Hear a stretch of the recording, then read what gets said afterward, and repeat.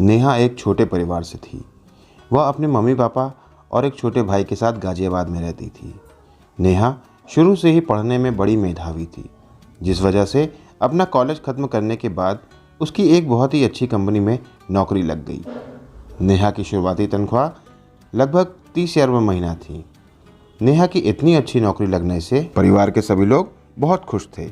नेहा के mummy papa अब नेहा के लिए एक अच्छा सा लड़का तलाशने लगे और बहुत जल्द ही एक होनहार लड़का ढूंढकर नेहा के हाथ पीले कर दिए गए। रोहन और नेहा की शादी काफ़ी धूमधाम से हुई। नेहा का ससुराल भी काफ़ी अच्छा था। उसके ससुराल में जेठ जेठानी, उनका एक छोटा लड़का और सासू माँ थीं। बस ससुर जी का कुछ साल पहले ही देहांत हो गया था। नेहा भी खैर एक खूबसूरत और एक आकर्षक काया की मालकिन थी। गोरा रंग, गोल चेहरा, काले लंबे घने बाल जो उसके कमर को चूमते थे, 5 फुट 6 इंच की लंबाई और साथ में एक भरा बदन उसकी सुंदरता में 4 चांद लगाते थे। नेहा ने बड़े ही कम समय में अपने ससुराल में सभी का दिल जीत लिया था। रोहन भी उसे दिलो जान से ज़्यादा प्यार करता था और उसे बहुत मानता भी था। दिन यूं ही हंसते खेलते बीतते चले गए। रोहन और नेहा की शादी को पूरे 6 साल बीत चुके थे, लेकिन उनकी ज़िंदगी इतने सालों बाद भी अधूरी ही थी, क्योंकि उनकी गोद में अभी तक एक भी बच्चा नहीं आया। उनके घर का आंगन अभी भी सूना ही पड़ा था। नेहा इतने सालों से गर्भ धारण नहीं कर पा रही थी, लेकिन फिर भी नेहा के प्रति रोहन का प्यार कभी कम नहीं हुआ। नेहा ये जानती थी कि रोहन सिर्फ उसके प्यार की वजह से कभी भी नेहा को बच्चे का ताना नहीं मारता, लेकिन ससुराल में एक औरत की बिना बच्चे के कोई इज्जत नहीं होती।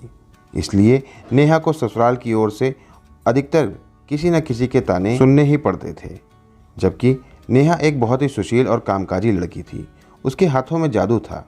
वो खाना बहुत ही अच्छा और स्वादिष्ट बनाती थी और पूरे घर का काम अकेले ही करती थी।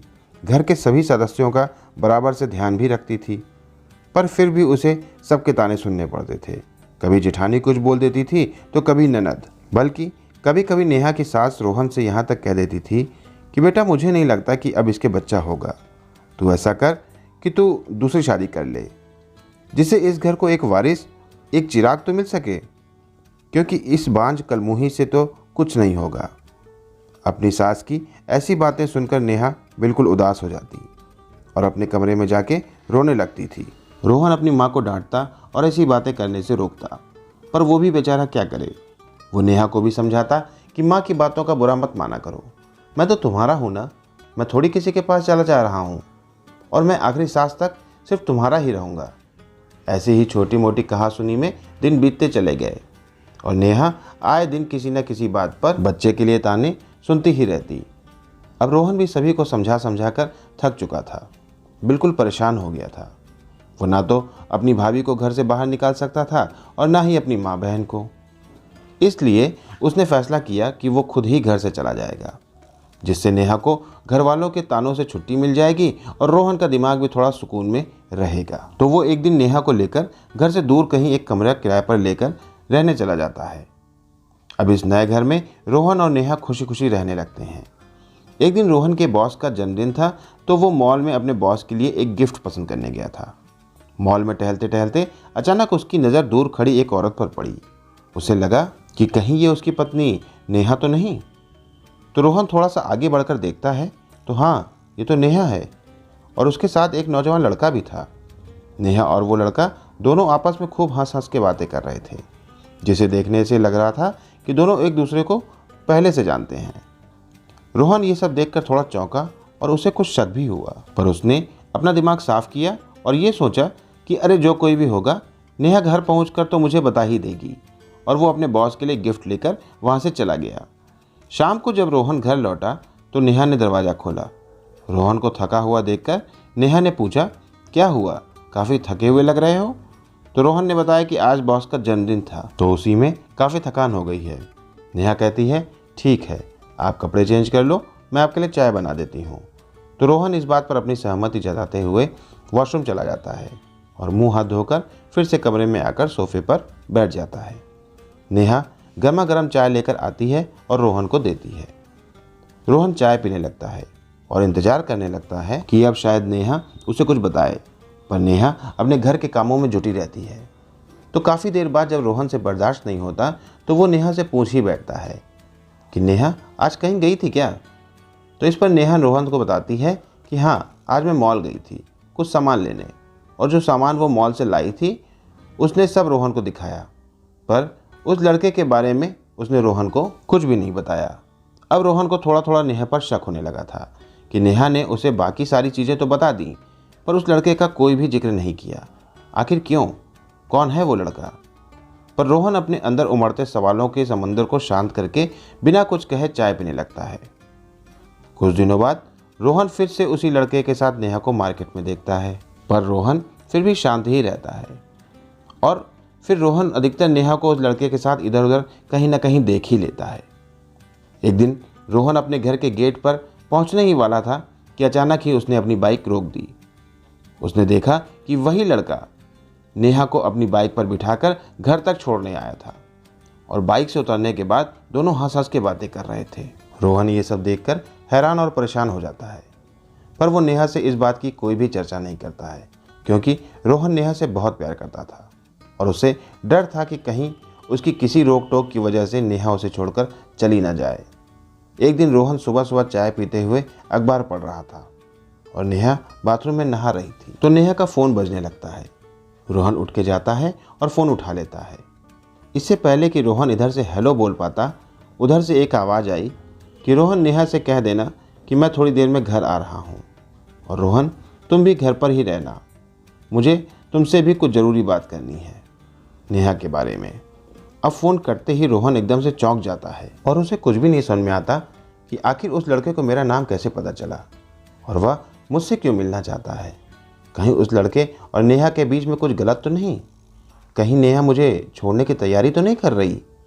इसी उधेड़ बुन में रोहन फंसता ही जा रहा था और चकराता जा रहा था, पर उसे किसी भी सवाल का जवाब नहीं मिल रहा था। रोहन के मन में अनेकों अच्छे कम और बुरे ज़्यादा ख्याल आ रहे थे। उसे लगने लगा कि कहीं नेहा मुझसे तलाक तो नहीं चाहती, कहीं वो लड़का यही बात करने तो नहीं आ रहा। एक साथ इतनी सारी बातें सोचकर रोहन बिल्कुल उदास हो गया और नेहा के साथ बिताए गए हसीन पलों को याद करते हुए उसकी आंखों से आंसू छलक उठे, और धीरे धीरे रोहन अपनी और नेहा की यादों में वो इतना खो गया कि वो फूट फूट कर रोने लगा। तभी नेहा भी नहाकर बाथरूम से निकली और रोहन को रोता देख दौड़कर रोहन के पास गई और उसे अपने दोनों हाथों से पकड़ते हुए बोली कि क्या हुआ रोहन, तुम रो क्यों रहे हो? सब ठीक तो है ना? पर रोहन खुद में अंदर से इतना टूटा हुआ और गुस्से में था कि उसने नेहा को झटक दिया और एक और धक्का दे दिया। नेहा के पैर गीले थे, जिस वजह से वो फिसलकर पास में ही रखे एक स्टूल से जा टकराई और बेहोश हो गई। रोहन ने दौड़कर उसे उठाने की कोशिश की और जैसे ही उसके सर पर हाथ लगाया तो नेहा के सर का पिछला हिस्सा खून से लथपथ था, जिसे देखकर रोहन बिल्कुल डर गया और रोते रोते चिल्लाने लगा, उठो नेहा उठो, मुझे माफ़ कर दो। पर नेहा तो बेहोश थी। फिर रोहन को होश आया और वो अंदर कमरे में जाकर पट्टी और दवा ढूंढने लगा, और दवा ढूंढते ढूंढते ही उसे दवा के डिब्बे में ही एक चिट्ठी दिखाई दी। रोहन उसे खोल के पढ़ने लगता है। उसमें लिखा था कि प्रिय रोहन, मैं तुम्हें कई दिनों से बताना चाह रही थी कि मैं अपना इलाज एक डॉक्टर से करवा रही थी और वो डॉक्टर मेरा कज़न भाई है, और रोहन मैं उसी के इलाज और मेहनत की वजह से आज 1.5 महीने से गर्भ से हूँ, और उसने कहा है कि मेरे सारे टेस्ट नॉर्मल आए हैं और अब की बार सफलतापूर्वक हम दोनों माता पिता बन जाएंगे।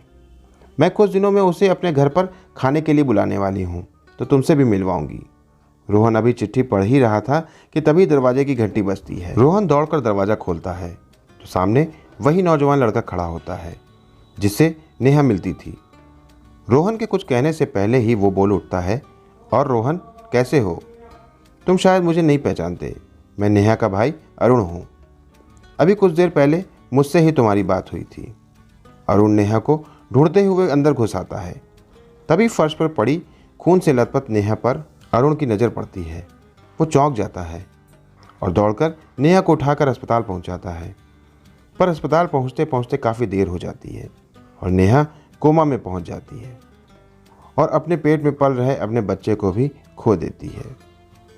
रोहन को जब यह सब पता चलता है तो वो फूट फूट कर रोने लगता है और नेहा के पैरों के पास बैठकर उसके पैरों को पकड़कर उससे बार बार माफ़ी मांगने लगता है। पर अफसोस अब कोई फ़ायदा नहीं था। रोहन की एक गलतफहमी की वजह से एक जान तो चली ही गई और दूसरी जिंदगी और मौत से लड़ रही थी। रोहन को इस बात का बेहद अफसोस था, पर हाथ में कुछ भी नहीं था। तो दोस्तों, सिर्फ शक के बिना पर हमें कभी भी कोई भी फैसला नहीं लेना चाहिए जब तक हमारे पास कोई भी ठोस सबूत ना हो, क्योंकि इस संसार में लगभग हर एक समस्या का हल है, पर गलतफहमी और शक का कोई भी इलाज नहीं है। एक शक और गलतफहमी की ही वजह से रोहन और नेहा की हंसती खेलती ज़िंदगी उजड़ गई। तो दोस्तों, आज की कहानी यहीं पर समाप्त होती है और इस कहानी के विषय में आपकी जो भी राय हो हमें कमेंट सेक्शन में कमेंट करके ज़रूर बताएं। वीडियो को बिना सोचे ही लाइक कर दें और चैनल को भी सब्सक्राइब कर लें। पास में दी गई बेल आइकन को प्रेस करके उसे ऑल पर ज़रूर सेट कर लें, ताकि मेरी आने वाली सभी वीडियोस और सभी नई कहानियों की नोटिफिकेशन सबसे पहले आप तक पहुंच सके। तो मिलता हूं फिर किसी नई कहानी के साथ, तब तक के लिए धन्यवाद।